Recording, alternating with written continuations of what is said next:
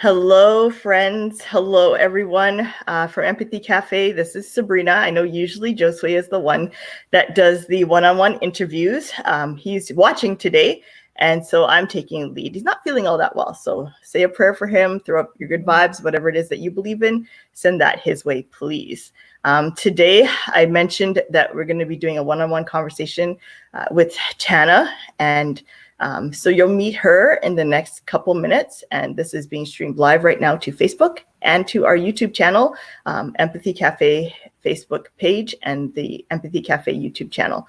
So we're excited to see what's going to come from this. This is a conversation that's just a starter. We know that it's not going to cover everything. We can't cover everything in a short time, but we will start talking about some things because our voices do matter. And so I'm glad that you're joining us. I'm glad that you're tuning in and watching today. And we'll go from here. All right. And remember that everybody's got a story that can change your heart. So let's go.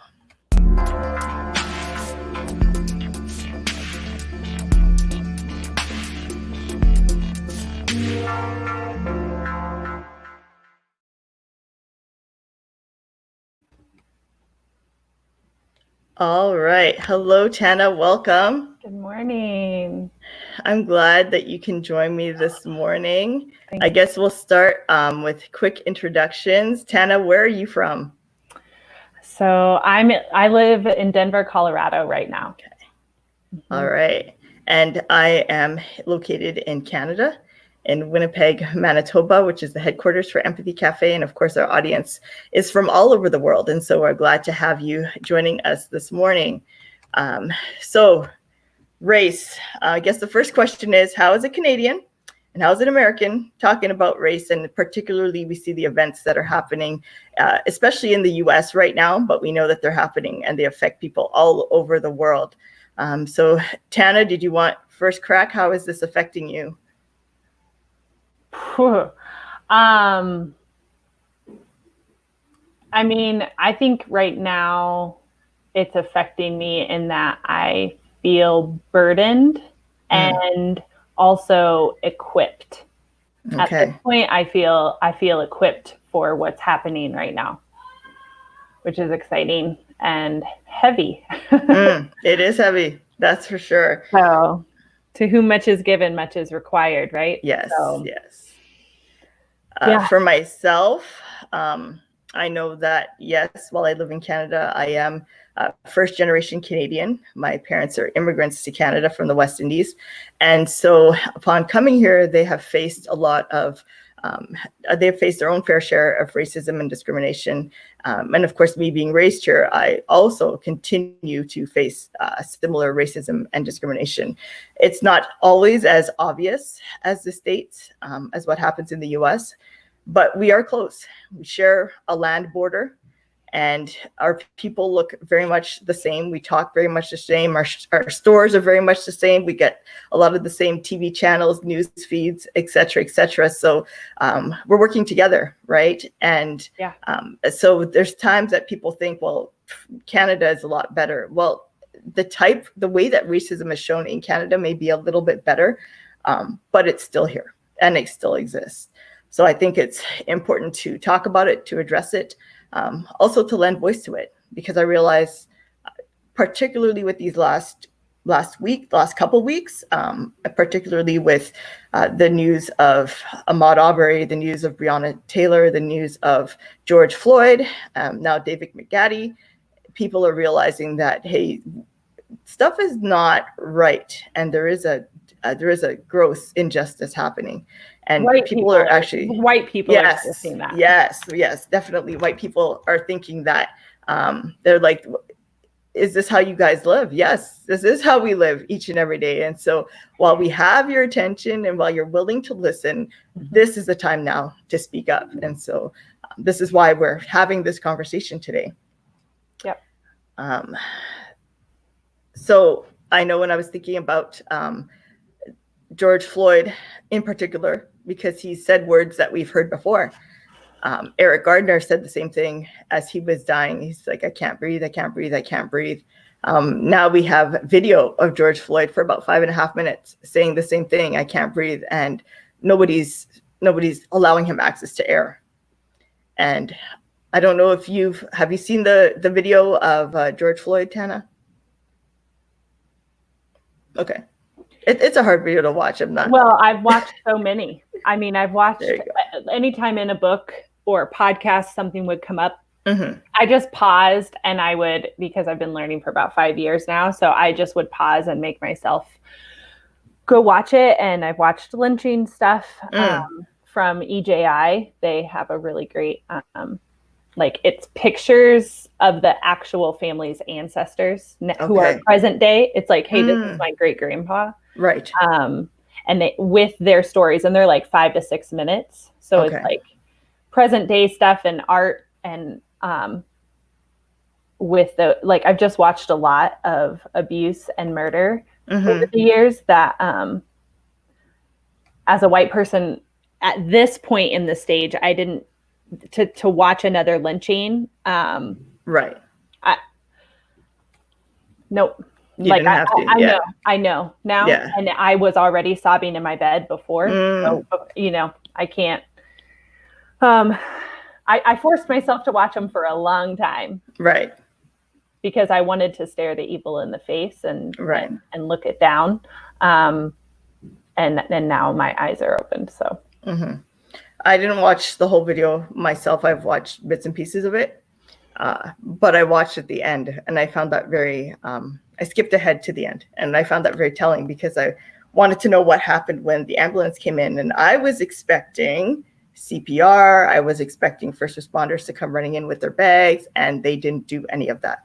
So for those who didn't watch the video, the ambulance attendants came in, they kind of checked his pulse, flipped his head back and forth, and then got a gurney and kind of rolled him onto this gurney with no dignity, and then wheeled him off. And I'm like, that I thought you're supposed to actually come and administer some kind of breathing, kind of something. You are supposed to do that. That would seem like basic first aid training, at least, if not trained medical technician. So that part was sad. But at the same time, I think this one in particular was very telling in that for so long, Black voices tend to go ignored. So here we have a man saying, I can't breathe. The people on the sidelines are like, he can't breathe, help him. And the 3 people who are pinning him down, they don't seem to care. And so that seems to be something that happens, not just physically, but even mentally, even emotionally. Your voice as a Black person tends to get spoken over or spoken for. There's a lot of presumptions and assumptions about how things are going to go, or people have the answers, or they assume that if you're in a room that it feels the exact same as everybody else's consensus, and that may not necessarily be the case. And after a while, when your voice is ignored for so long, you refuse to talk. After a while, you just kind of cage up. I think Maya Angelou said it. She knows why the caged bird sings. There was a time, I remember she shared that she had experienced trauma as a child. And so from there, she just stopped talking for a good portion of her childhood. And then eventually she started talking again. And when she spoke, then people started to listen. And she had a lot of good, a lot of value to add. So I know, talking even about current events, yesterday, people were talking about Blackout Tuesday. So what was your experience on social media yesterday when you saw people talking about Blackout Tuesday, Tana? Because it was a new thing, there was a lot of confusion. Black people were confused. My Latino friends, everyone's texting me, white friends, wait, what is this? And like, so I think there was a lot of confusion at first. And people weren't sure what to do or what that meant. And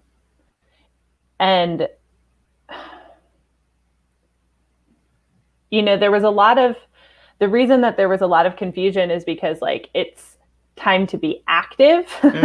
And so people were like, wait, why are you telling me to sit and be quiet and learn? Right. Like should we be hitting the street? I hear people say hitting the streets. I'm I'm not sure what to do, you know, especially for white people who are just starting to learn. Right. You're like, I don't know what to do, you know? And so I think there was a lot of confusion at first. And it was, you know, it was a new thing. So new things are always kind of clunky. Yes.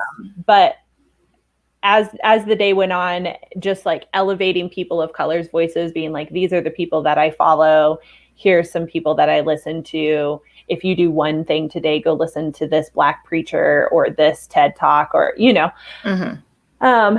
And so I experienced it as I found joy in seeing white people and family members who had never ever spoken up about anything or supported anything. Like they've never in the last 5 years that I've been doing this stuff liked a single post of mine.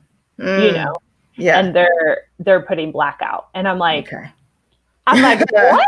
Wait, what? I'm like, is this real? Like, am I in a dream? God, am I dream? Like, okay, check my pulse. Yep, real. What? So I found a lot of joy yesterday in it. Okay. And you, how was it for you? Yesterday, it was very interesting. I saw a few different things. I saw some confusion.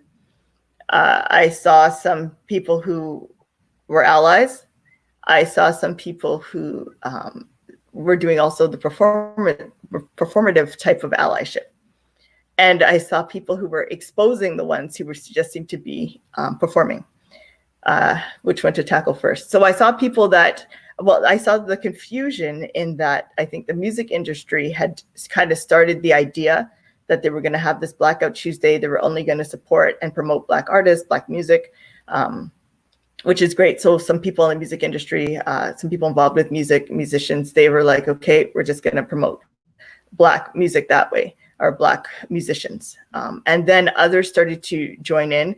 There's some actually here in Canada, they're doing a whole muted week. So from the 1st to the 7th, they're not going to be promoting their own stuff. Right. And they're just going to give way in silence for Black voices, Black creatives, Black arts, Black platforms, which is great. However, what I didn't see a lot of was, while people were silent, and I think most of them meant well, they were not promoting any Black voices. So a lot of news feeds, I'm glad you're muted and all, but now this is where you're supposed to also amplify Black voices. And so I was looking for more of that. I was like, okay, this is a day I'm going to discover more people, even particularly in Canada, that look like me, that may be engaged in some of the same things that I am. And so far, the ones that have been shared have been people that I know or have seen or already follow, which is fine. It's a start, but I would like to see more of that. My question is, what happens after?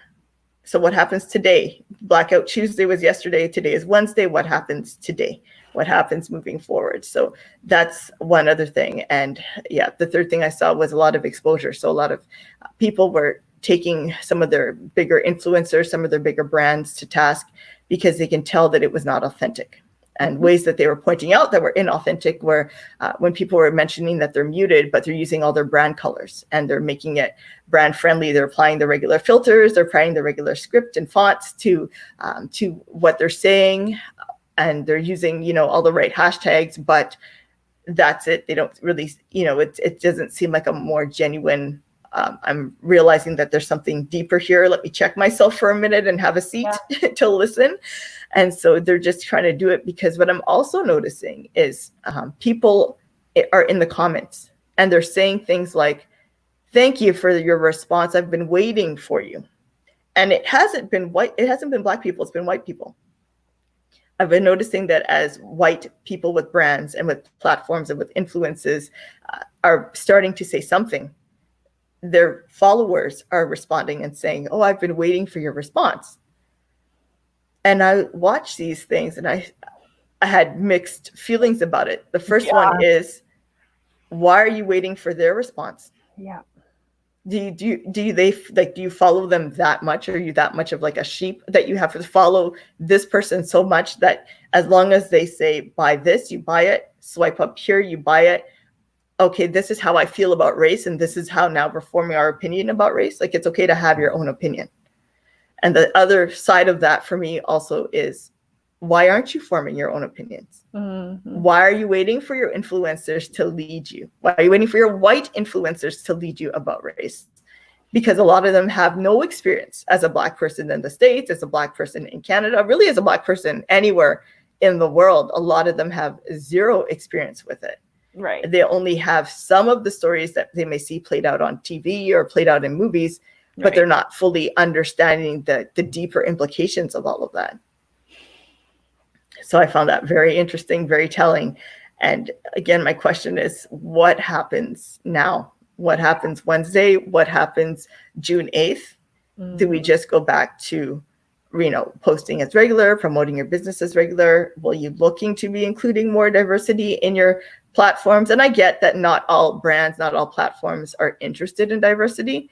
For me personally, that's something that I do not want to force, that I never want anybody to feel that they must do or jump on this bandwagon because everybody else is doing it. If it's not in your heart, keep hating. Like, just keep hating. If it's not in your heart, please just keep hating. Yeah, don't pretend that's worse. Like, don't pretend that you like me. That's right. Because we can tell. Yeah.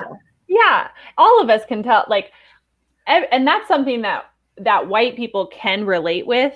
Yes. That there's an empathy piece there. You can tell when your boss is just like playing, he's playing games. He doesn't really like you. You've heard some stuff behind your back or whatever. Like, he's kind of shady. She's kind of shady, whatever it is. Like, you can tell when someone doesn't like you. Exactly. And so sometimes it's like, man, just like say it to my face. Don't play this game. That's right. But I do think you made a really, something you said might be confusing to white people who are listening, who this is somewhat new. When you're like, why are you not amplifying Black voices or in this time? When I look back to where I was, and Latasha Morrison at Be the Bridge really called me out on this when she was at a conference, and she was like, go check your bookshelves, check your podcasts, check your Instagram, check your friends. Who do you have babysit your kids? Who do you have over for dinner every week? Like, who are you actually doing life with? Who's invited to your kids' birthday parties? What school does your kid attend? Who's their mentor? Do they have a person of color as their mentor and counselor and therapist and doctor and all these things? And I was like, oh gosh. And she was like, are you just listening to one narrative? Is it all white? And I looked around, Sabrina, and everything that I was listening to was white. Everything. And I was like, so if you're one of those people that put up Black and didn't have anything to offer, right? That was me, 100%. I didn't even know where to start. I didn't know how to shift my Instagram to start. I didn't know who to follow. Okay. I literally was like, Jesus, I don't know who to follow. Like, right. Because the narrative in America, because America has, built itself on the backs of Black and brown people, and because it became an empire, our ripple effect has spread across the globe. So now racism is everywhere because our movies in the US are the most broadcast in the world. And so we have absorbed this narrative of disregarding people of color's voices. Yes. And so we've labeled it, Black theology, liberation theology, Asian theology, Latino, we've labeled everything so that we don't have to listen to it. And so then when you've been told your whole life that narrative is wrong, when you're realizing that maybe you're supposed to be listening to those narratives to learn even about Jesus, but you're like, well, who are the Latino pastors? Where are the Asian? I don't know where they are, you know? And it's like, they're everywhere. That's right. But I didn't know where to even begin. And so it began for me of really sitting at the table, because here's the thing in America, we'll go to Guatemala or we'll go to Africa and we think their theology is okay because they're in the community and whatever. But we haven't looked at our Black churches and Latino churches and Asian and Pacific Island, like we haven't looked at our own nation and recognized that within their community and because of what they're experiencing, they actually have to come at and read the Bible differently than white people. That's right. And we don't discount it in another country. When, like Chinese people are like, this is what Jesus is teaching us. We're like, that's amazing. But if Chinese people in America are like, this is what Jesus is teaching us, we're like, oh, that's bad theology. Yeah. Yeah, that's not the way it's supposed to go. Right. So if you're a white person who or Latino or whoever, because the culture tells us this narrative. This is why you have what's called internalization of racism. Like you start to believe that you are bad and you are wrong and that white people are always right. Yes. Right. We internalize that message.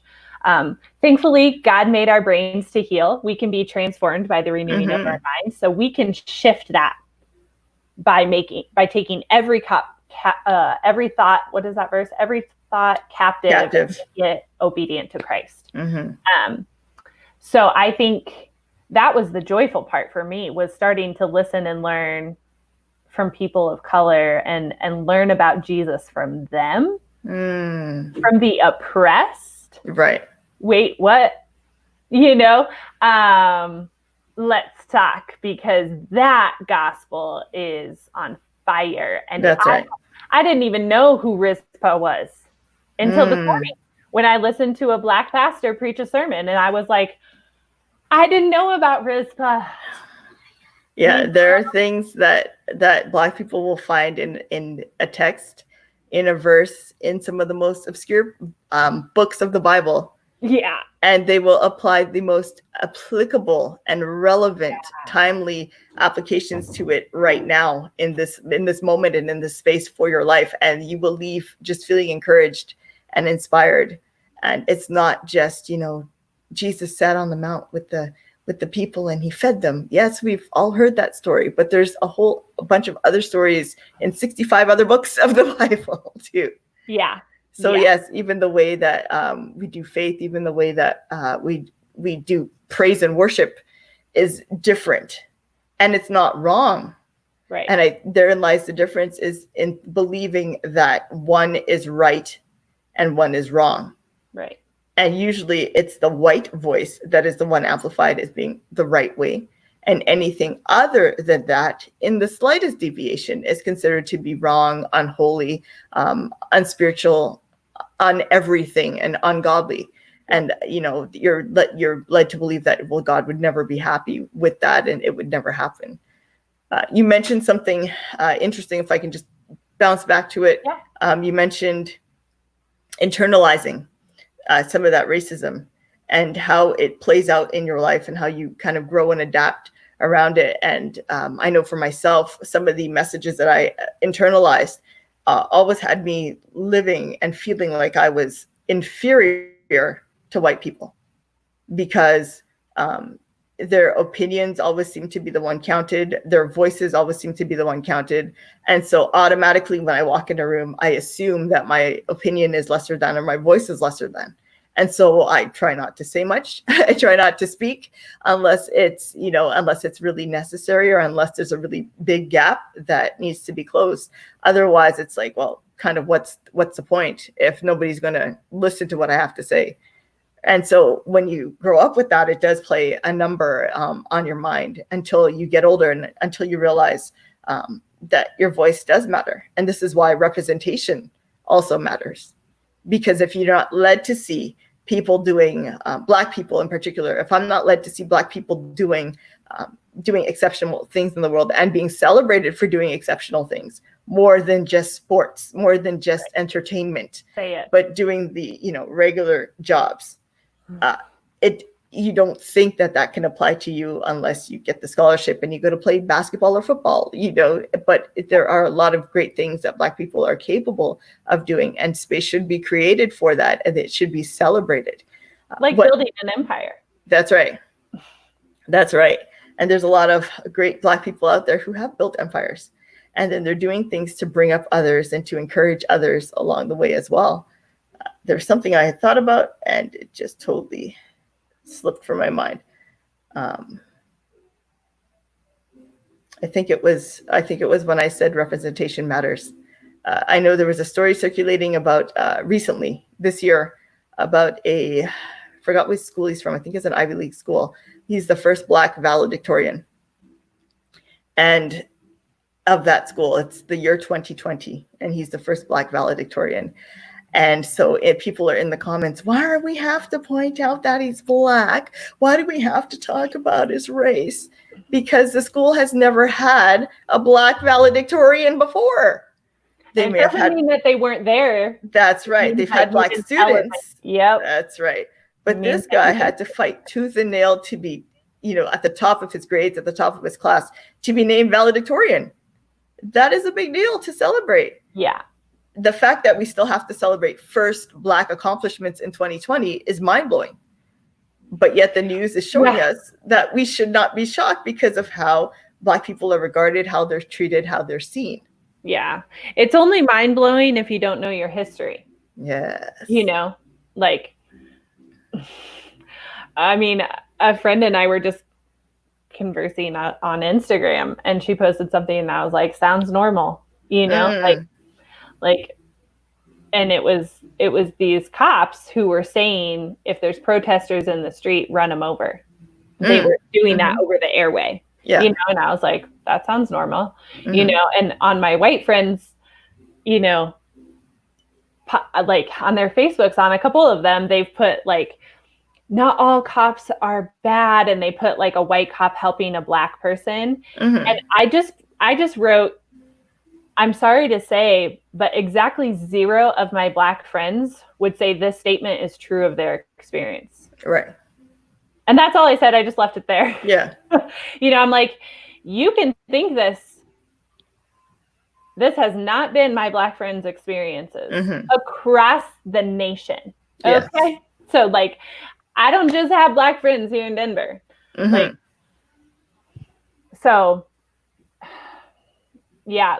Once you know your history, and that's what Be the Bridge really does, is they take you through a process of relearning your history, not the way you learned it in school, but let's listen to the story from the other perspective. Yes.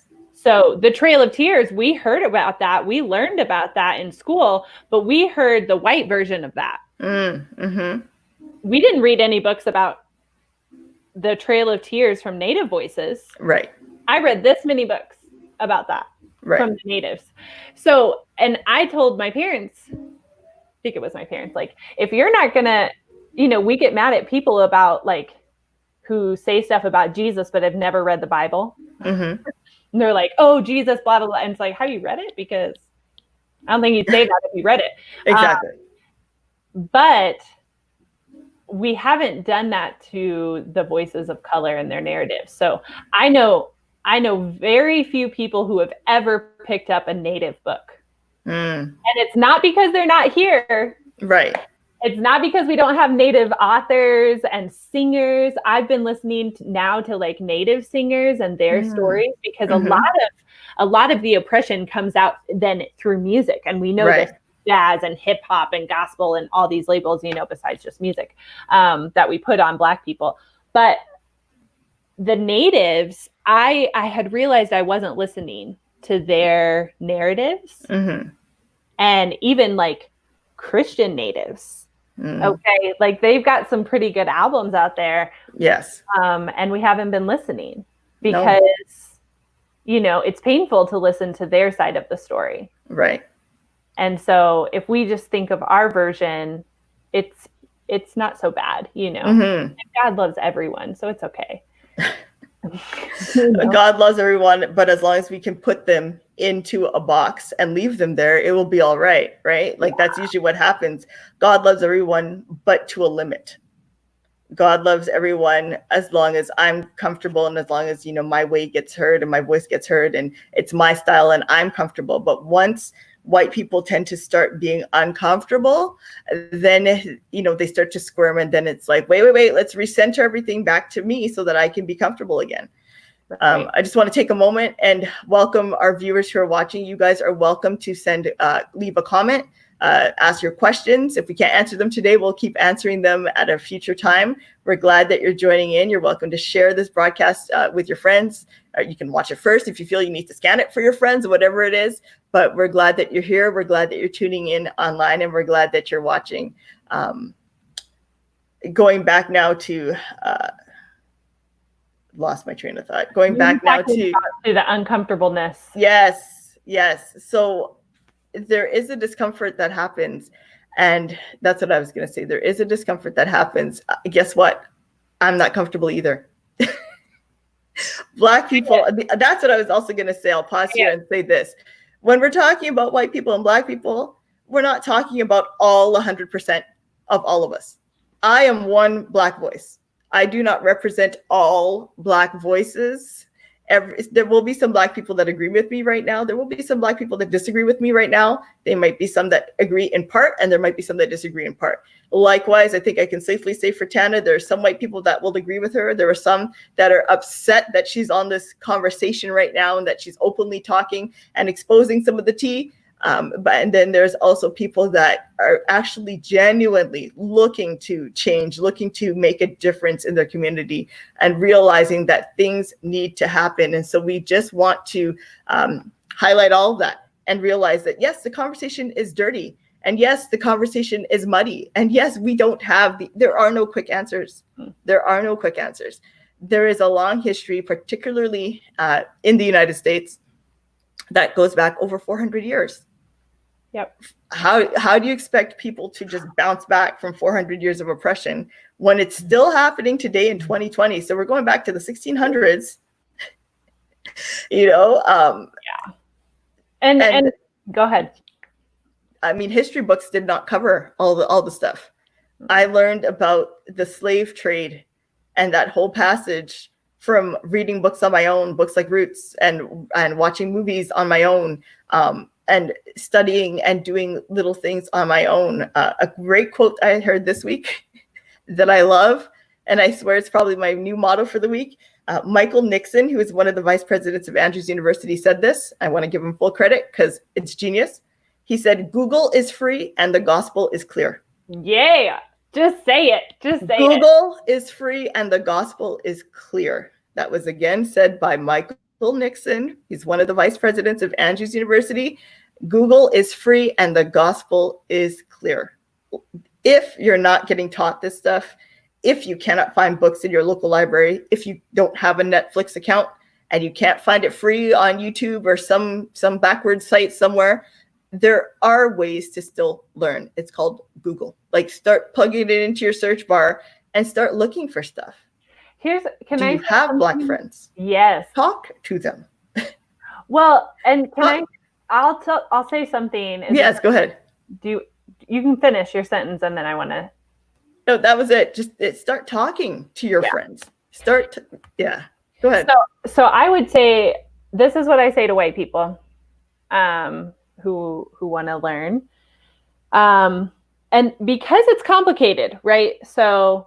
And sometimes Sabrina doesn't want to talk about it because she's had a long day with her kids or at work. And so when someone's like, "Can you please teach me?" She's like, "Not today, man. Yeah, I'm tired." So I would say a couple of things. One, if you have people of color, coworkers, Sabrina is like most Black and brown people that I've met. They have done their own learning on their own. So you can say, "I would like to learn from you. Can you give me your favorite book?" You know, or just one. Mm-hmm. You start me on one of your favorite books. I promise to read it. I'll return it. And then I'll get your next favorite book. You know, if Amazon sold out and your Black bookstore is sold out and your Latino bookstore is sold out, like, go to your friends, or your not friends, who should be your friends, in your community, literally knock on their door and say, "Do you have a book that you would like me to read?" Because I guarantee that they probably do, you know, and that literally builds a bridge, because now they see, okay, I'm going to put this in context of how I do for white people. If my neighbor knew that I had been sexually assaulted, okay, and that I was going to counseling and all of these things, and they came to me and said, like, hey, can you really teach me about this? I want to make sure that I don't do it in my own life. You know, there are some people who have been sexually molested, who have written books, who are talking about it, who have given podcasts, who say, go to this book, go to that podcast, listen to this article, you know, all these things, or read that article. And so some people who have had that experience can speak up. Other people cannot. And that is okay, because it's called trauma. So what we have not done yet, I'm praying that this happens, is we have not put racism in the same bucket as trauma. Right. And racism it manifests as trauma. Mm-hmm. And so you may not, I'm begging you, please do not go up to just your random person. No, don't. Because do not come up to me and say, can you teach me about your dad molesting you as a child? That did not happen. Right. My dad did not do that. But if people who had been molested had a mark on their face and were like, oh, I see you were molested, can you please teach me? Mm-hmm. It's not okay, y'all. And so please don't do that to our Black and brown sisters. You may ask them for a resource. One, don't ask them for 27. Mm-hmm. Just ask them for one and start there, and then go online. You know, I told people, if you want to know other people that are people of color, go to my Instagram and go through who I follow. Yeah. And then, once you go from there, see who they follow. Right. And then see who they That's right. That's how you start to shift who you're listening to. Mm-hmm. So now when natives have something at the Supreme Court, or their land is getting taken from them, or their women are being murdered, I have enough native people that I follow that I know what's happening. Right. Because I'm following their feeds and I'm liking their stuff. Mm-hmm. So I want to be sure that we're clear about how to ask and who to ask. Whoever's already speaking up has worked through their internalization of racism. They've done forgiveness work. They've worked on it, and they are now using their voice. Right. And that doesn't mean that Sabrina, just because she doesn't want to talk about it right then, maybe this isn't the year. Right. Because it's 2020 and it is a mess, and we tired out here. Okay. That's right. We're tired. So this is a place where I'm trying to speak up as a white woman so that my sisters and brothers can rest. Mm-hmm. Because I've sat at their tables for 5 years now. Right. Yeah.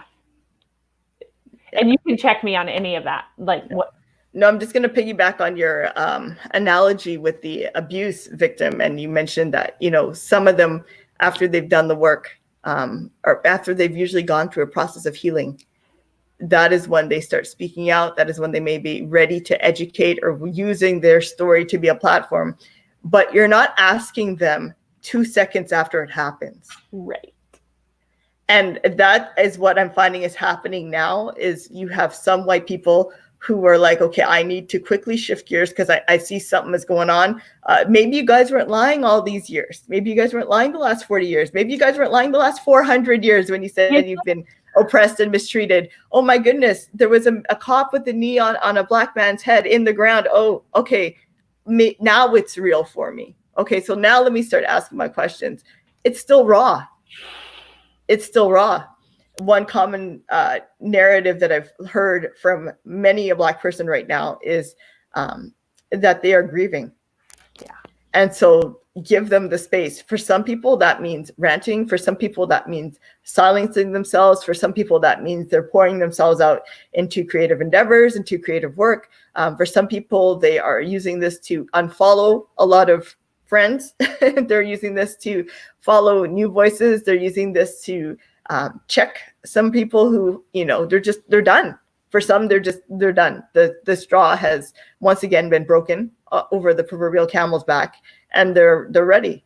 And there are some that are ready, and they're willing, and they're there, and they're willing to help their friends, and they can sift out. Black people can sift out a friend very easily. We've been doing it for a long time.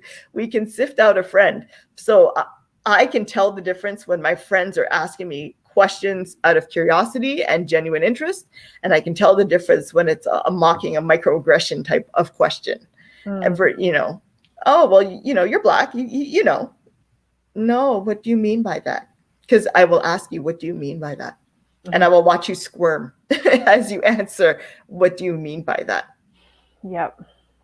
I mean, and just like when people, they're like, well, what were you wearing? When you're sexually abused. And it's like, nope, wrong. Yes. Yeah. And after watching, the 8-9 minute video of George Floyd, and as he lay there on the ground with the cop on his neck, people are still asking, well, the whole story hasn't come out yet. Right. There is more to this story. Something must have happened. What exactly has to happen to provoke a grown man from putting a knee on your neck while you're down, handcuffed to the ground, and 2 others are holding your body down? What has to happen? Right.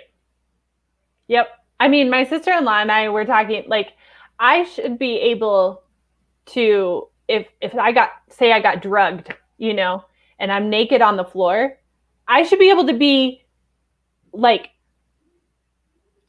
I should be able to be safe. I should be able to be safe. It's just, it's like the fact that people are still excusing,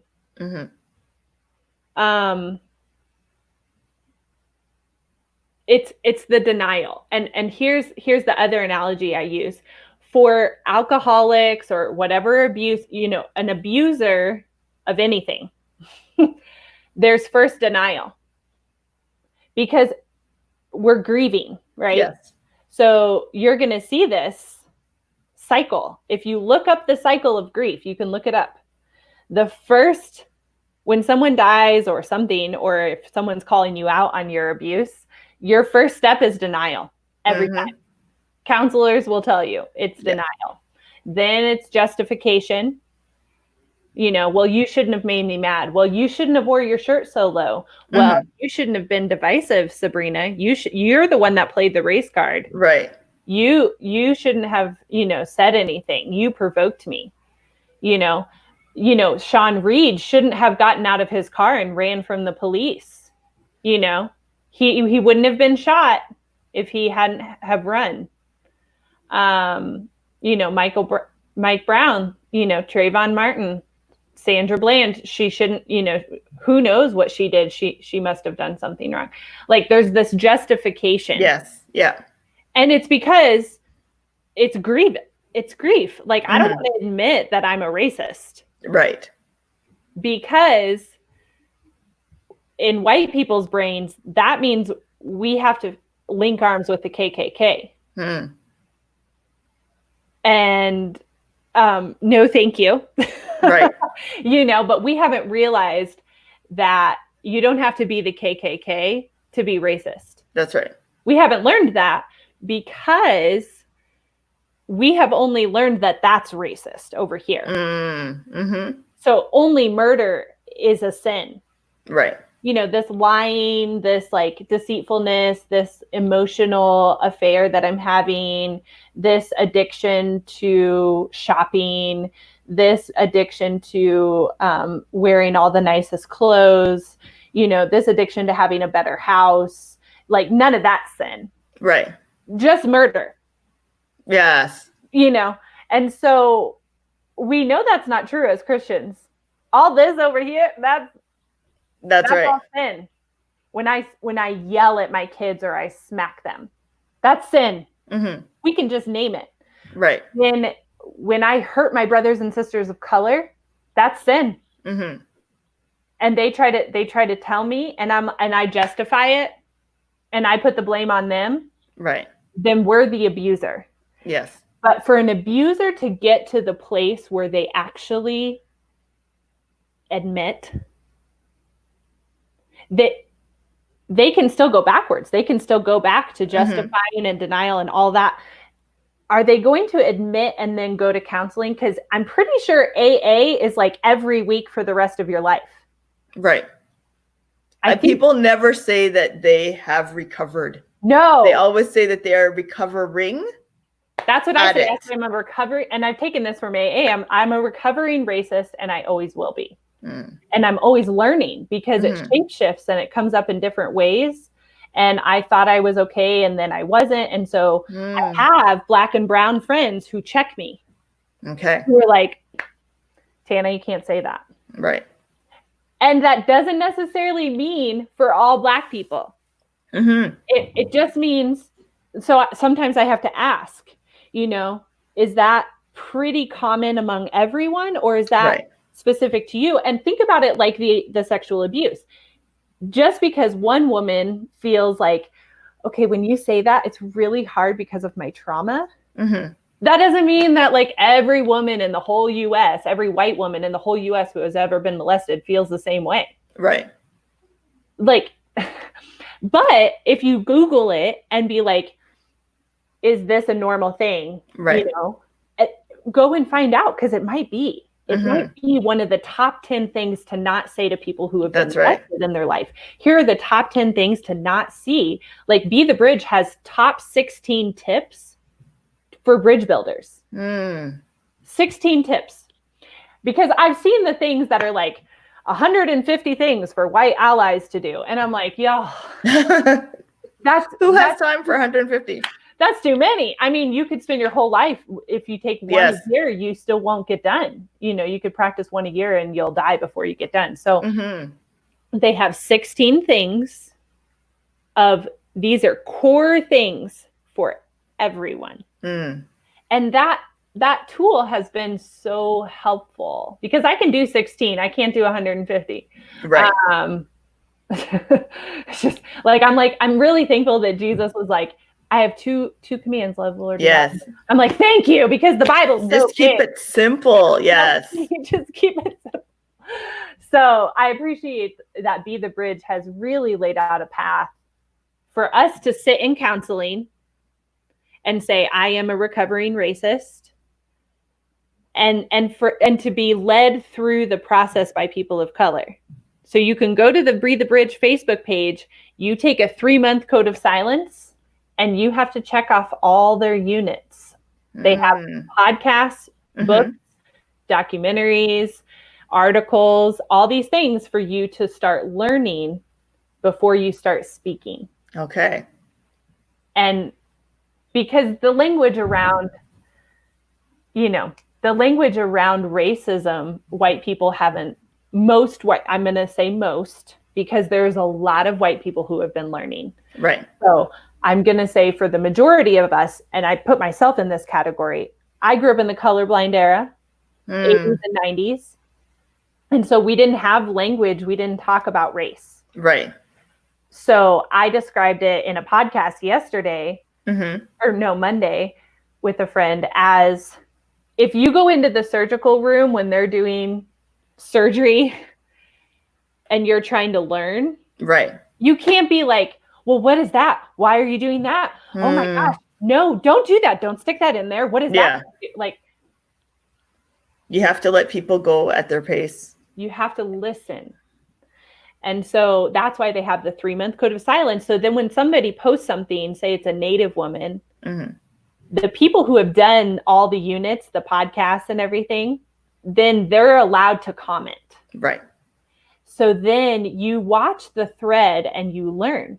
In this, they're letting people in the surgery room work out reconciliation and work out the healing process that happens in surgery. Right. And they're letting you watch it while you're also reading your textbook and taking notes. And, and so it's this really beautiful picture of learning to be quiet, which white people don't like to do. And taking a seat at the table to learn. Right. And it's a humble seat. It's Mm-hmm. You know, white people, we know a lot, but we don't know about racism because it's Right. impossible. Yeah. I will never experience that. Right. Um, I just won't. And so I have to always have my ear bent towards those who do experience it, Mm-hmm. especially experts. Right. Because of the internalization, even Black and Latino and mixed race and, you know, Pacific Islanders and, you know, Asians, like, because of the internalization, they then have to listen to experts who are helping them dismantle the internalization that they are wrong. Mm-hmm. Or even, well, at least I'm not Black or Native. Right. Then even they feel superior. Even Mm-hmm. Black men are like, well, at least I'm not a Black woman, you know, Right. because there's these layers. And so That's right. we all have a certain privilege. Like the most healing thing has been seeing like Indigenous people for Black Lives Matter, you know? Yes. I've been Like, seeing a lot of that. oh, it's so beautiful. I've been seeing a lot of that, a lot of Indigenous, a lot of Latino, a lot of Asian, different people. June, at least here, is Pride Month. Even, you know, so our friends from the LGBTQIA2 Yep. plus asterisks, all the letters, you know, they're saying, you know, we're sharing our month as well because we realize that the Black people have it worse. Yep. It's just, and it's not that they're less, it's not that they're, you know, more inferior than, but they realize that while there is still discrimination, even in these different categories of people, for some reason, the Blacks are just at the very bottom of the barrel. So here's a question. I have a question. Because in my experience, Natives are slightly under Blacks, and partially due to population size. Because we still don't see Native CEOs with their long hair. But there is that of Blacks. And I know lots of people who have at least heard Black music, a Black sermon, like podcasts and Right. things. But I don't know that about Natives. And so I've been wrestling with this for a while because I feel like I feel in my spirit, and you can, and I'm still wrestling. So I'm still here to learn, but I feel like Natives are even still lower because I don't see Black people at their protests. That's a good point. Yeah, definitely Indigenous. I mean, there's a long history of Indigenous people in North America because they were here first. When the Pilgrims came over from Europe, guess who helped them acclimatize here? Guess who helped them to thrive in winter here? Guess who helped them to learn how to hunt and how to you know, strip the caribou so that they can get the skin to make moccasins and to make coats, and how to build houses so that you stay warm, how to, you know, cook some of the different meats that they'd never seen or experienced before, you know, in Europe. And here they are having no longer do they have a lot of their servants to do that stuff. They'd have to do it themselves. And through a language barrier, you know, our Indigenous people were still able and willing to help you. They're technically the forefounders of North America. It's not Christopher Columbus. It's the people that were already here. And what ended up happening is that, you know, we just took the natives, we pushed them aside. We took their land, the best land, the most fertile land that they worked, that they grew, that they tilled, that they, you know, sweat over, and then pushed them into dry places, pushed them into harder places, and then kept leaving them there. Right. South Dakota is not very fertile. It's not fertile soil over there. No, and a lot of places here in Canada, we have a lot of Indigenous people that live on reservations. They all speak different languages. They all have, but they're, you know, at the core, they're very much rooted in spirituality. They're very much, you know, family oriented. There's a lot of great depth to their history and to their language. They're beautiful people, very artistic, beautiful people, if we take the time to get to know them. And like you said, we're not supporting them the same way as we could. and as we should. We don't know the history as much. Instead, we tend to shy away and, oh, somebody's coming. Like, we assume bad things of them. That's only 1% of the population. That's not the same for everybody. And it is harder when, again, representation matters. Because I know for years I've been asking myself, why don't I see, some of our Indigenous faces in politics as much? Right? Why don't I see them making strides in certain places? Because when you're not represented, then you're not really feeling encouraged or motivated or inspired to do what they can. And at least here in Canada, we do have a number of people who are in politics, Indigenous people who are in politics, and they're working hard. But that's not enough. It's not just enough to say, okay, you have a seat at the table. We don't just want a seat for you. You shouldn't have to be the token of anything at any time. And so even there's a work to do. There's a history that has to be learned, that has to be studied. I think what's important too is that we do the work, ourselves. Yes, I could give you books. I can give you titles. I can give you suggestions. I can, suggest a plethora of things to do. I could sit down and tell you stories, but it's even more heartfelt. It will affect you differently if you do the work. Yep. If you sit down and you start with Google, if you sit down and you start reading the books, read the book for yourself, not the Coles Note version, read the whole book. Right. Watch the documentary for yourself, and not just watching it, or, watching the overview, or my friends were talking about it, so based on their discussion, my assessment is this. Watch it for yourself. Pause if it really makes you squirm, and then go back to it. Yep. Because it makes us squirm too, to see our story, our history played out like that. It's not always the easiest thing to watch, the easiest thing to see, but it is important, because I always think about school, junior high school, you're supposed to take history. And I don't remember how many people in my high school years were like, history class is coming, yay. Science, chemistry time, yay, physics time. Like, nobody. They're usually dreading that class. It's like, we got to go again. Just need to do enough to pass the class, right? So it's kind of forced on you. And here we are now, and we're able to be like, okay, I am interested now. My mind is here now. I'm in a place where my mind is open and ready to absorb and to hear what's being said. It's more meaningful when you do the work, and then you start connecting the dots for yourself and start discovering things for yourself and seeing, hey, this is what's going on. Yeah. This is what they've been talking about. Yeah. I'm putting a question here from Tegan. Yeah. She said, once you have done the work, when do you know that it's okay to start talking and sharing? Tana, how long did you wait before speaking up once you started to learn? Well, I'm Tana, so I'm anybody who knows me knows that I'm not quiet. Okay. Especially about the truth. I'm trying to, here's the thing that I would say, Tegan. Part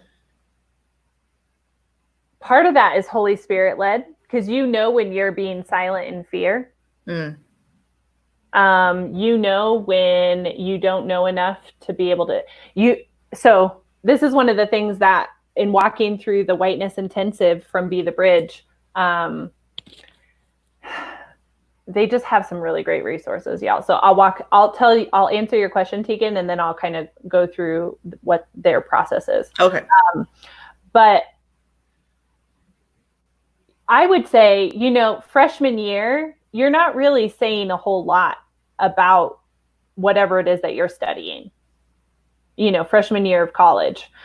Even if it's like, I'm finally getting to my core classes, or even the first year that you're talking about Jesus for Christians, the first year that you're a Christian, do you know some stuff? Yeah. And being willing to say, I don't know enough about that. I'm actually going to research that over the next month, and I'll get back to you. Mm-hmm. So it's okay to be learning and talking at the same time, and saying, that doesn't feel quite right, but I don't know why. And then going home and figuring out, why doesn't this feel right?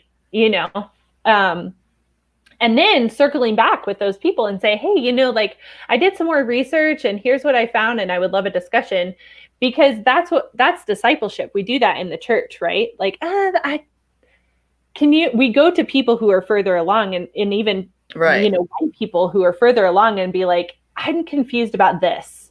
Do you have a good article on that? Or this got brought up at my dinner table and it didn't quite sit with me, but I didn't know how to speak to it. And it's okay to stumble your way along. Yes. So even when someone's like bashing Jesus and we don't have all the answers, it doesn't mean that we shouldn't be like, I actually disagree, but I would like to go home and do some research on that because I'm not sure why I disagree about it. Right.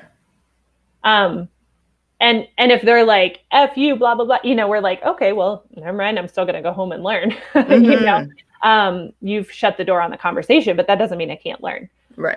So I would say that, Tegan, you can let me know if that answers your question. And I would say too, the process that I take people through, I need to go back. The process that I point people to is watch the documentary 13th.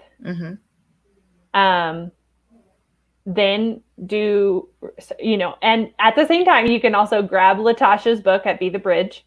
Go to your local bookstore because I think it's sold out on Amazon right now. And is it bethebridge.com? Yeah. I think it's Be a Bridge Builder. Okay. And you can read her book, but then there's a Whiteness 101 PDF. I think it's called 101. And it's just a PDF. And I actually used that as my devotional for quite a while. And at the same time was on their Facebook page being quiet. Right. And I had put myself on a schedule because there was so many units, Sabrina. I was like, how am I ever going to get through these? So I put myself on a schedule of like, okay, once a month, I'm going to listen to one podcast. I'm going to read one book. I'm going to watch one documentary and read one article on race. And so I just put myself on a schedule in order to get through it. And then, so at the church here in Denver, we did a viewing of 13th and I created discussion questions for it. Then we did the Whiteness 101 PDF. And we did this in groups because it's a grieving process. Then we went through the 15-week course of their Whiteness Intensive. Okay. And I would say this, Tegan, if you follow that and you do the Whiteness Intensive and anybody else, by the time you're through the Whiteness Intensive, I still would recommend doing it in a group because anytime we're going through a grieving process, we need people around us who we can talk to. Do it in a group of your same race. And so after the intensive really gives you your framework. It gives you the language, the tools, the resources. Like it's 15 weeks of sitting in counseling. So any of us who have ever been to counseling, we know that 15 weeks when we're like in the counseling chair is hell. It is. Anyone who's like, I'm in counseling right now, I'm like, do you need me to bring you dinner? Because it's like, oh my gosh. And you go through the cycles of grief. Depression is in there. I went through about 3 months of deep, dark depression. Oh, wow. Because this history and stuff is heavy. And isolation and anger. I went through the whole grief cycle. Which if you actually look up that cycle, you guys can go and look, you can Google the grief cycle, print it out, put it on your fridge and be like, I know where I'm going. I'm going back to the circle at the top, which is acceptance. But we have to allow denial, justification, anger, isolation, depression. I forget, there's like 3 more steps, and then you finally have acceptance. And I went through that, and I think my family thinks that I'm like, because they kind of watched it from a distance on Facebook. And they're like, I don't know what is going on with Tana over there, you know.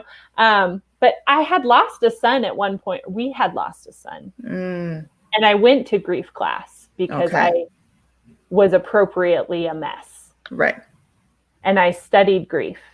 Thank you, Tracy Jenkins. If she ever watches this, that grief class like saved me because it helped me be okay with the emotions that I was feeling. Right. And it helped me be okay with the waves, and like 6 months, 10 months, 12, 18 months later, right. 2, 4, I'm now 7 years out, and I still cry about my son. I still get re-triggered when people say, oh, your kids are perfectly spaced apart. That still hurts. Yeah. And even though I've done the work, it still hurts. Right. So print out the grief cycle, you know, and even in the intensive, they give you the identity, the white identity cycle that people go through to the place where they finally get to acceptance and start speaking out. Tegan, you'll learn that in the intensive. Where am I at in this cycle? And the cycle's fluid. Like, I mean, sometimes I go back and I justify or I deny, or, you know, thankfully I'm practicing. So, you know, an abuser practices healing, you know, and they have people around them that are like, are you justifying right now, man? Right. You know, so that's a process. And as you're learning, you know, you're learning and going through the process. So on the other side of that is true reconciliation, because post-intensive is when I tell people to start getting a group of people of color and white people. You can't have more white people at the table than people of color. And Be the Bridge has created this. They have created a path for reconciliation. They have created that separate work as if we're in a marriage. So they've created, you know, if you're in a marriage, this person has to do their work and this person has to do their work, and then we can come together. Okay. So white people, we have to do our work. That might be a lot of people of color who are Christians have already done the work. Right. I'm not going to say most, because I think that I don't know. I am not personally close to 250 Black people, so I can't say most. I know a lot of white people, so we need to go to work. But you do your separate work, and then you come to Be the Bridge groups. This is like the group that LaTasha Morrison at Be the Bridge has created a little booklet. It's 9. You can do it in 9 weeks. Okay. It's a 9, kind of like a Bible study. Like 9 times you meet, and it walks you through reconciliation. Now, people of color get to lead that, because the abuser does not get to tell their abused when we're reconciled. That's right.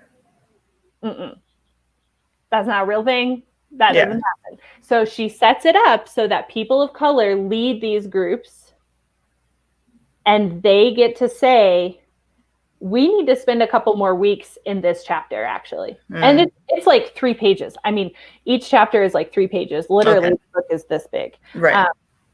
So you have like 3 pages that you go through for your homework, and then you come together and discuss.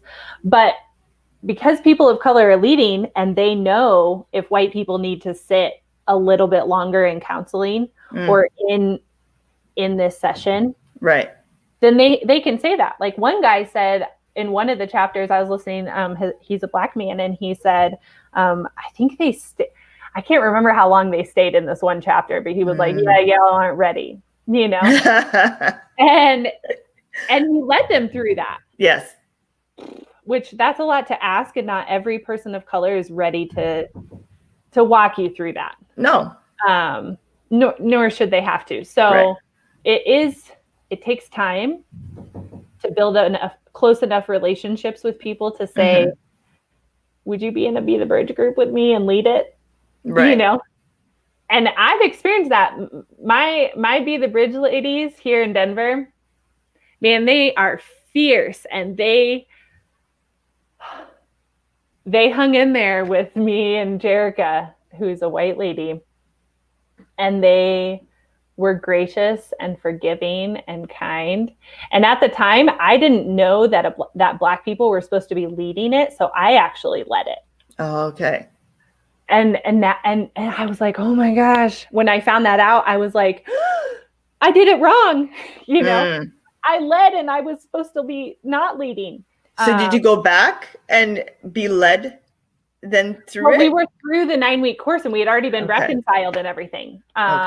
And so, I mean, so they really were gracious because they were letting a white lady lead them through reconciliation. Like these ladies, I don't even know, y'all. Like they need all your money to be donated to them because like they're just awesome. But they're my true sisters, you know. Okay. So is Be the Bridge, is that only for Christians? Okay. So the Whiteness 101, the PDF, the intro is pretty Christian. Okay. Post that, it's fine. Okay.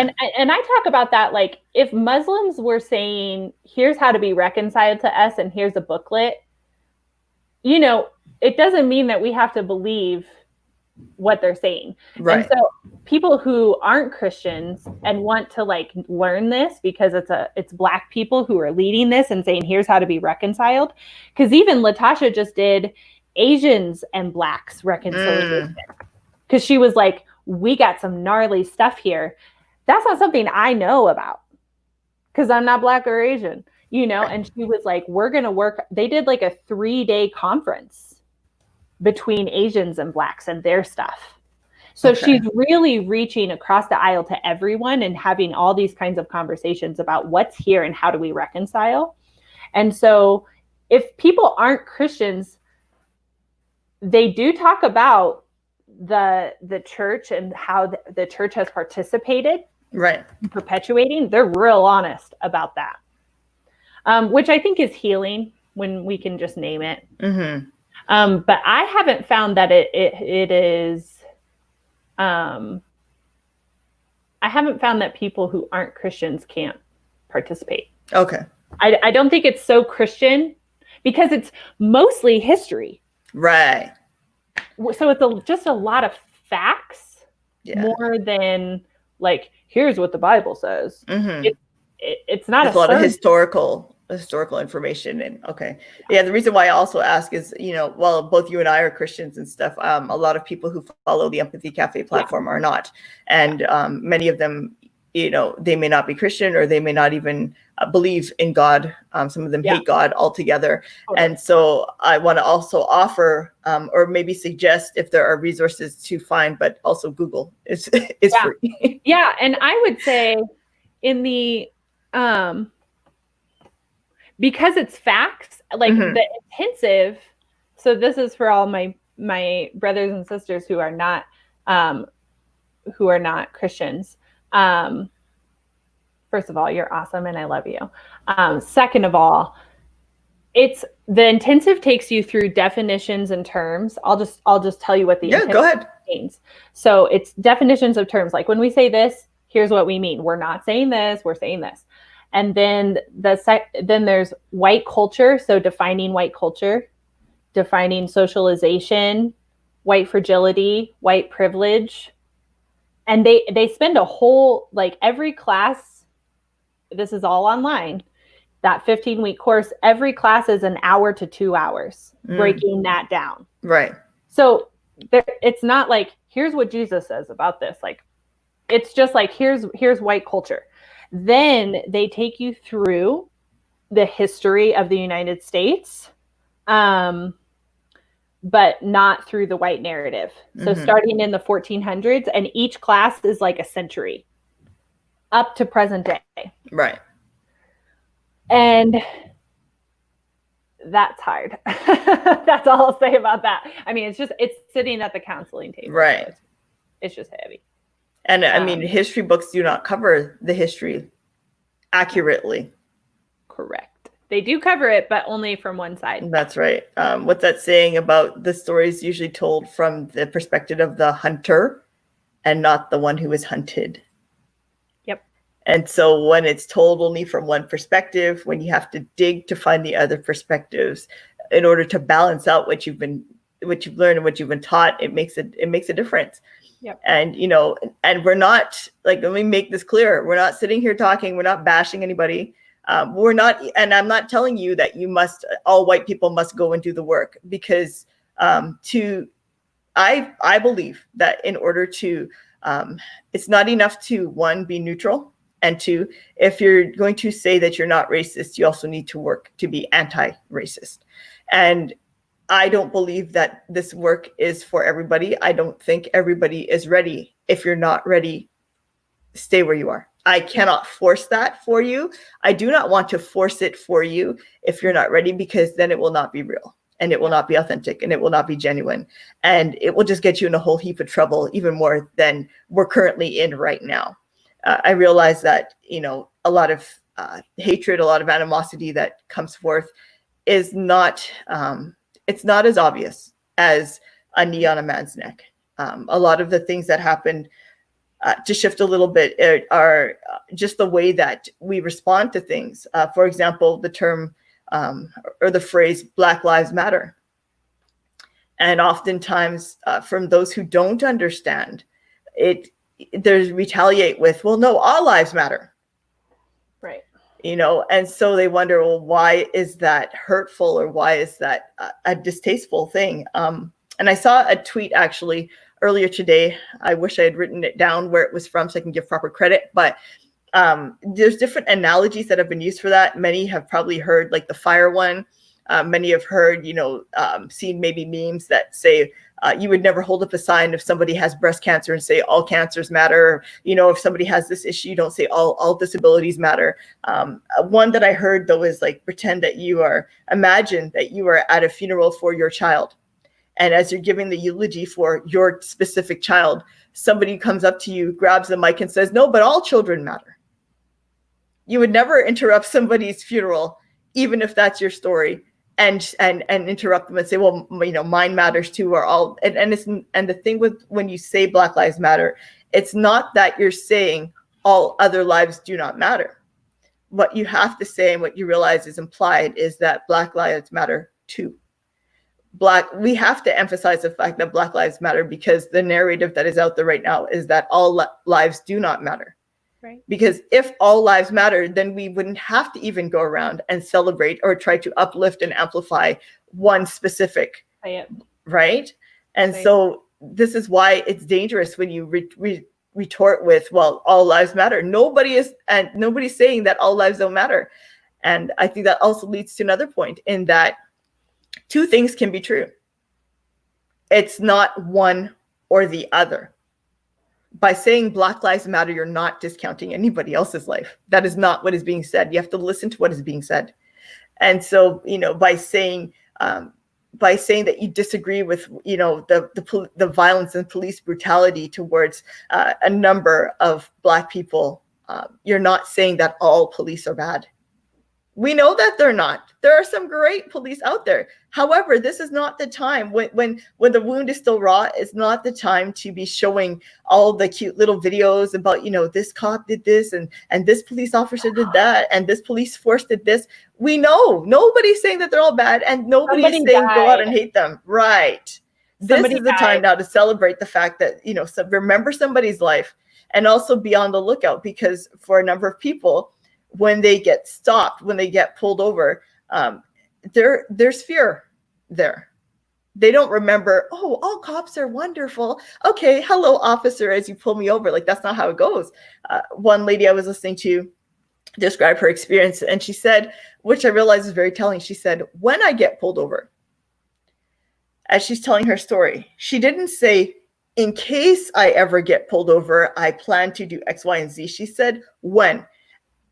And she went on to clarify that, yes, this happens on the regular for her, based on the neighborhood where she lives, based on the type of car where she drives. And she ran through her whole narrative. This is what I do. I have to tell the police officer everything that I'm going to do. I have to move slowly. And, so she's explaining this to her audience, particularly her white friends. And she's like, this is what I have to do. She thought that it was normal. So there's a lot of things that Black people face every day that we think is normal because it happens to most other Black people around us. And then you get to talk to other white people. She said her husband is a white man, and her husband's like, this is not normal. She's like, what? You don't go through this? One, he rarely gets stopped. And two, when he does get stopped, it's like a 5-minute thing. Yeah. And she's like, it's 45 minutes for me when I get stopped. Yep. I mean, if people will read The Black and the Blue, it's written by a Black cop.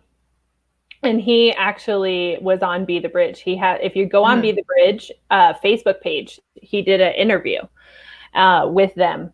And his book, here's the thing that we don't know, because we're not friends with Black people and we're not safe enough white people to know Black people's stories. And we haven't done our work enough to be able to have their stories as a gift in our lives. But there's a guy in there in Ferguson where he would leave for work. I just want white people to hear this, because you talk about the anger. He would leave for work every day. Okay, so let's imagine your day, white people, that you have to leave for work an hour early than you normally should be, not because of traffic, because he got pulled over every day. Okay. And so he figured out that he needed to leave an hour early in order to get to work on time so that his boss didn't fire him. Right. Because he kept being late to work. And if he tells his boss, I'm just playing this out. Like, if I kept telling my boss, like, I keep getting pulled over by the cops, they're instantly going to think, like, well, what are you doing? Yeah. Instead of, oh, I know this narrative. How about you just come at 10 instead of 9? You gotta get your kids out the door to school. You gotta take a shower. You shouldn't have to get up at 3 a.m. to be able to get to work by 8 because you have to leave or work at 7 or work at 6. He was leaving an hour early every day because he would get pulled over. Yeah. And so by the time Ferguson happened, the rage of, you have been doing this to us. Yeah. He wasn't the first one to die. No.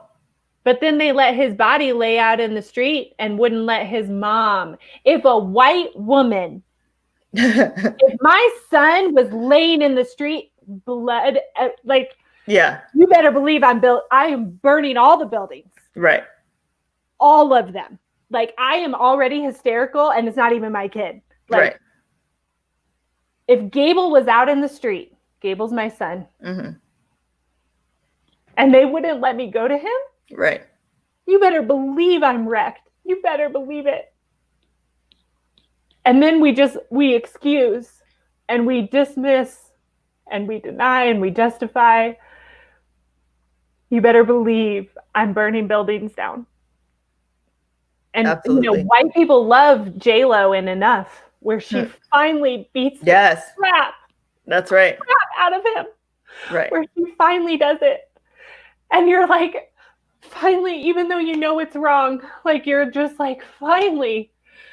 And that's how, like, we're okay with that. We're okay with J-Lo literally killing a man. Yeah. She kills him. We're okay with that, but we are not okay with people saying Black Lives Matter. Right. Come on. Right. And I mean, that's a great example, because we've seen in the movie, we watched him beat her. We watch the way that he mistreats her. We watch the way that he antagonizes her. We watch all the head games. And so finally she's just like, I am done. Enough. She gets her training. She gets her martial arts training. And then you see her set up the house. And she takes all her steps and she counts everything. And she's like, if when I step back here, I need to make sure that the coffee table's out of the way. And when I plot this and I plot that, and this is how it's going to go. And if I have to go into the kitchen, X, Y, and Z is set up. When I have to do that, X, Y, and Z is set up. And we cheer for her. Like you said, we cheer for her. We're okay with that. And so here we have a man on the ground, black man on the ground, face down on the ground, a grown man who is designed to be the one to serve and protect and to help you, who is doing the last thing, which is not helping you, which is not saving your life. And then you're upset when there is retaliation, you're upset. And now people are more concerned about, well, they're wrecking the city. Well, they're not exactly wrecking the city. Right. The other thing with a lot of the protesting that's going on, a lot of the, and again, there, you have to still watch the language that is used to describe it. A lot of the protesting that's going on, a lot of the response that's going on as a result of unjust police brutality. It's not just from Black people. Yeah. A lot of the stuff that has been instigated, I've seen multiple police chiefs make press conferences where they're saying that their own have gone in and instigated. Their own white officers have gone in and instigated trouble. Their own people have gone in. There are people that have come from out of state to Minnesota to cause trouble and to add extra violence. They're the ones rioting. But I guess if it's not for a hockey game, or it's not for a baseball game, or it's not for something that you disagree with, that white people can disagree with, then it's wrong.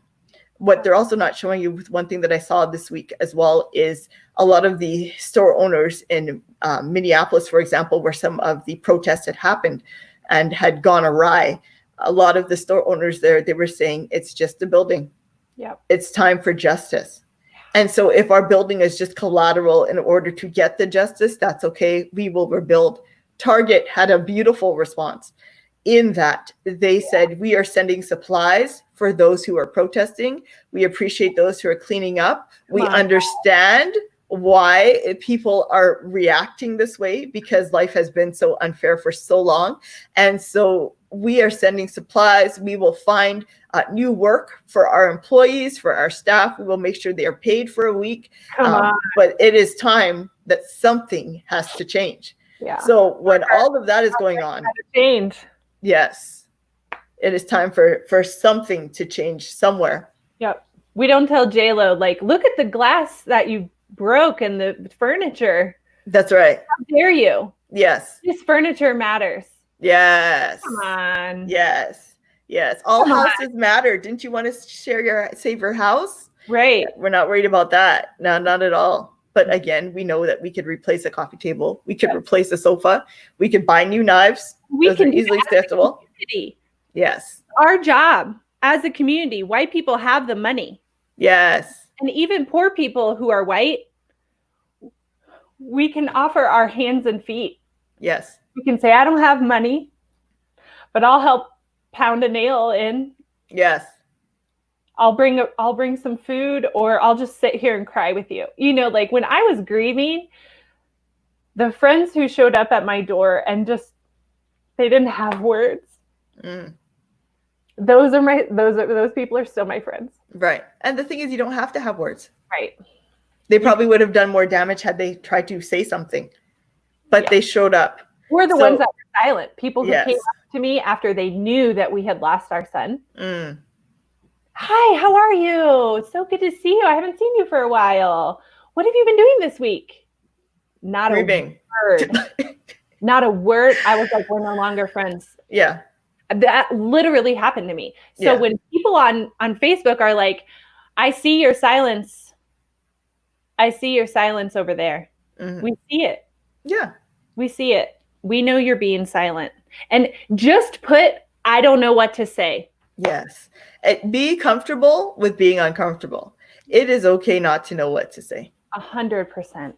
if I will add a preface to that. If you are willing to say something, if you are seeing the need for a change to happen, be comfortable with being uncomfortable, and it's okay if you do not know what to say, because you can learn and you can find out. As long as you are willing to be a change, to see change, to want to change, then that you're already a step ahead of so many others. And be willing to leave friends behind. Friends will leave you behind. I've seen, a few friends said, "Oh, I started talking about race, and all of a sudden I have less friends online." Yeah, because they were never friends to begin with. One, two, people are not everybody is ready to be challenged, which is why actually, if you bring it up in your workplace, yes, that happens to Black people and brown people all the time. That's why they don't say it. People are like, "Why didn't you tell me?" And it's like, because I'll get fired. Yes, you will get fired, or you will be mistreated for the remainder of your term of employment there. Yep. People don't realize.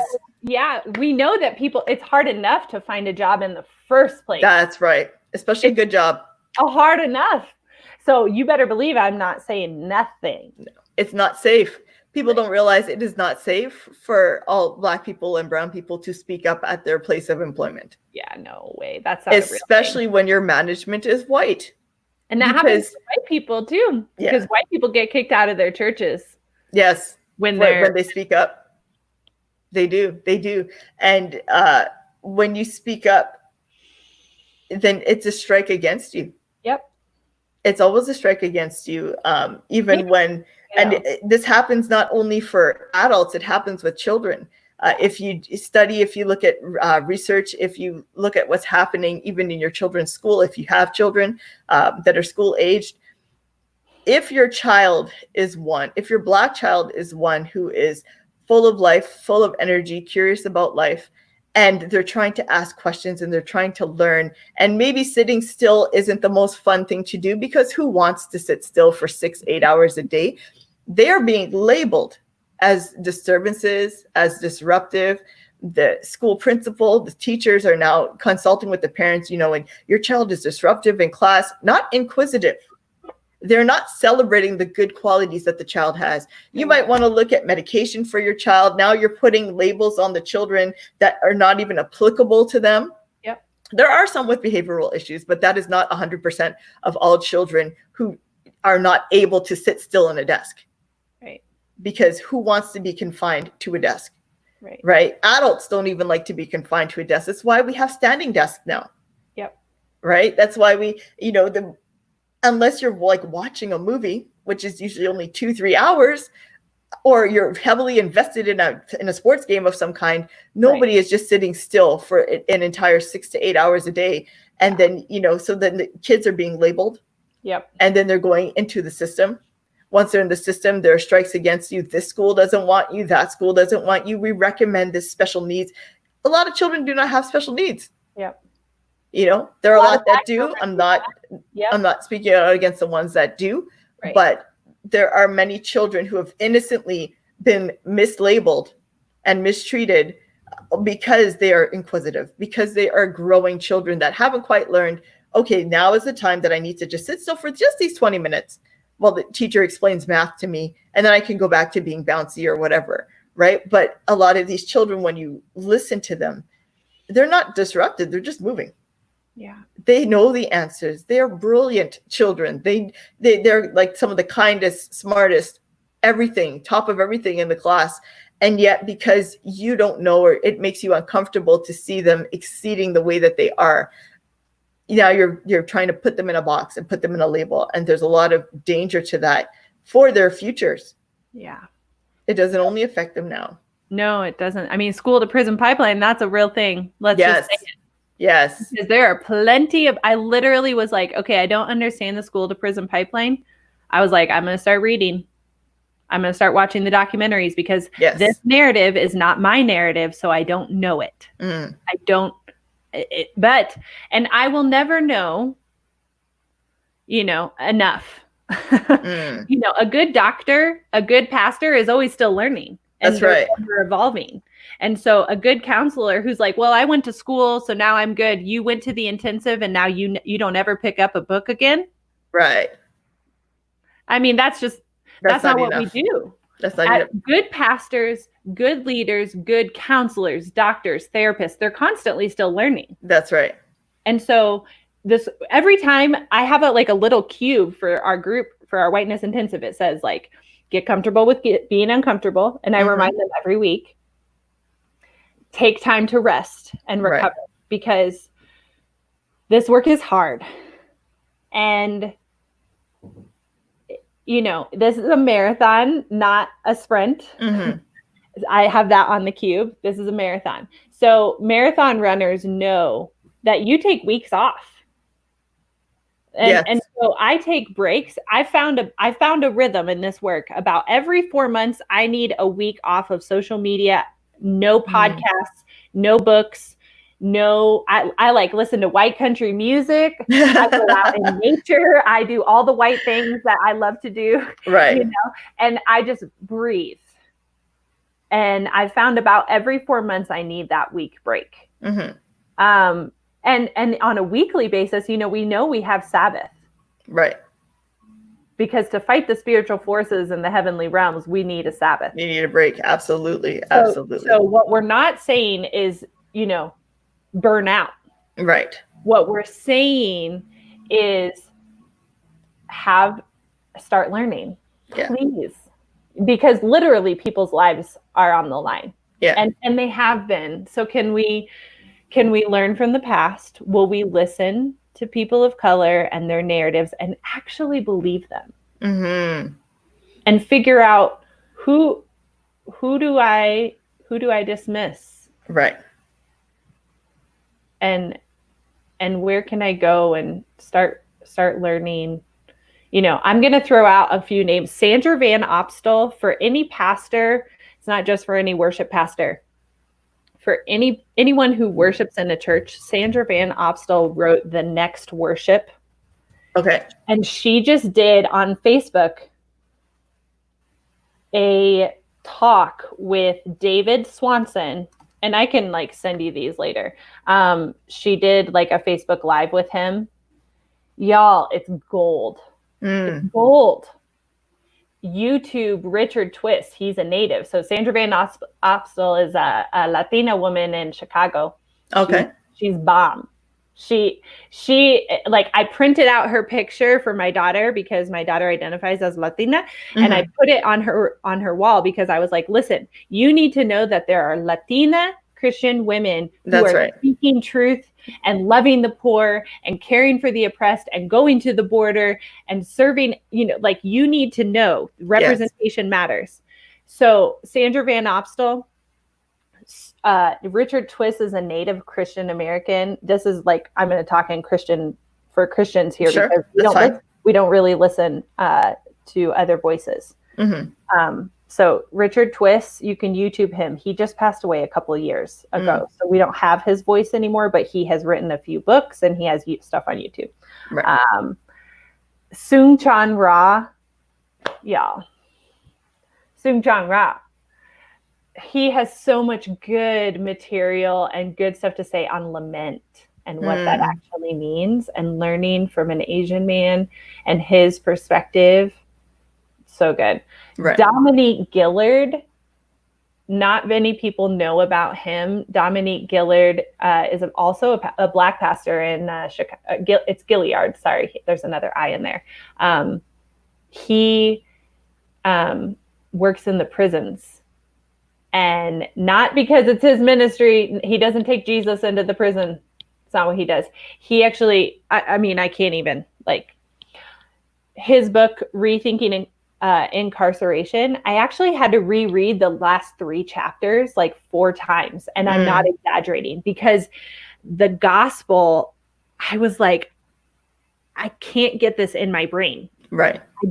I don't understand, because it's so good and I want to believe this, but I have not been taught this gospel. Those are just a few names that I would highly recommend. Start turning your ear and wrestling through what they're saying, because it's uncomfortable what they're saying. Right. It's very uncomfortable, but it's it's like that when you're like, I want that, but that sounds hard. Yeah. You're like, I want to go there. I want to go to counseling, but counseling sounds hard. They will living as a Black person is not the most comfortable thing either. So yes. if only learning is going to make you uncomfortable, bring it. Go say it, Sabrina. Say because nobody's asking, white people to switch lives, to switch skins. There's no way. Like, you can get a little tan and it will fade, and nobody's going to discriminate you for your tan. But when this doesn't come off at night, like, I can't unzip it and take it off. I can take off, if I wore them, I could take off eyelashes, I could take off makeup, I could even take off a wig. I cannot take off my skin. Yep. And so I think that's, part of what we're learning, part of what people are realizing, and they're being a little bit more open to now, is that this talk about race does run deep. I mean, here we are, we've been talking for almost 2 hours. We're going to wind down here. And, we've given a lot of food for thought. I've had my brother-in-law has been watching. My cousin was watching. They appreciate the conversation. Tegan, thank you for tuning in. I know Josue is there on the background. And so we're grateful. I know others have either passed through or they'll watch later. And so I thank you for tuning in. I thank you for watching. Clearly, there's a lot. There's still other stuff that I had written down on my notes, things that I think about or I face every day, like such as like even when I'm posting on Empathy Cafe, and I'm thinking, if I use a image of a Black person on my post, will people read it, or will they just skim over it? So those are questions that I face every day, right? And my story may not even be anything having to do with race. I could write a poem about something. I could tell some, cutesy whatever. But at the same time, we're trying to post images of people. And I'm just like, should I post an image of a white person here? Or should I post an image of a Black person? So those are things that, I have to wrestle with every day. There's other things, when you enter a room, I have to read the room. Okay, so what's the vibe that I'm getting from this room? How do I need to behave? I have to, tone police myself and be like, okay, make sure that I'm extra nice and extra sweet sounding, lest somebody think that I've become the angry Black woman just because I smiled a little too hard, so there's a whole lot of different things that your Black friends are living with each and every day. And we will clearly have to keep talking more because our time is gone now, but there is so much more that we can unpack. If there are things that, as you have been listening and as you have been watching, you've thought about, leave us a question, leave us a comment, so that we can address those, so that we can point you in the right direction, and just keep encouraging you to not only seek change, but to be ready to do the work and be the change, and to be ready to even go at it alone. Yep. It's okay to make these changes. It's okay to go at it alone. Get comfortable with being uncomfortable. You will make it through. You will make it through. Tana, I thank you. Is there anything else that you want people to know about you? Is there a place that we should be following you on social media? I mean, you can, but I would rather you go follow, Sabrina, Sandra Van Opstal, Latasha Morrison at Be the Bridge. If you're going to use Be the Bridge's, if you're going to use their resources, you need to just donate monthly, because here's the thing, governments don't give grants to Black nonprofits like they do white nonprofits. Right. So we got to make up for that. Right. So if we're going to go to counseling, we need to pay the counselor. Yes. Full price. So are you going to give them $2 a month? Come on.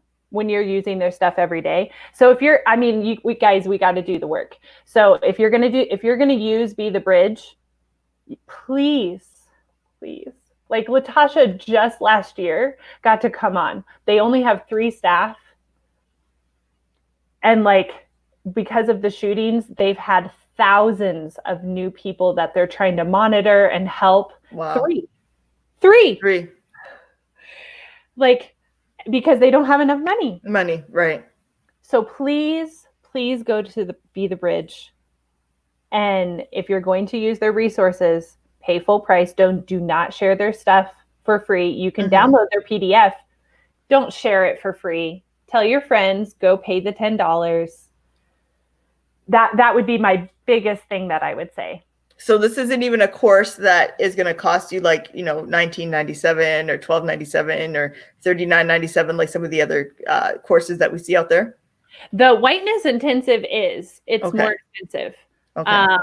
But here's the thing. I think it's still on the spectrum down. It's really low. Right. It's 15 weeks, and I think it's less than 20. It's $200. So less than $200 for life-changing information. Yeah. So that's a bargain. Yeah. No, it's $200 and the 15 weeks. So what is that a week? Yeah. And you have to think about it that way.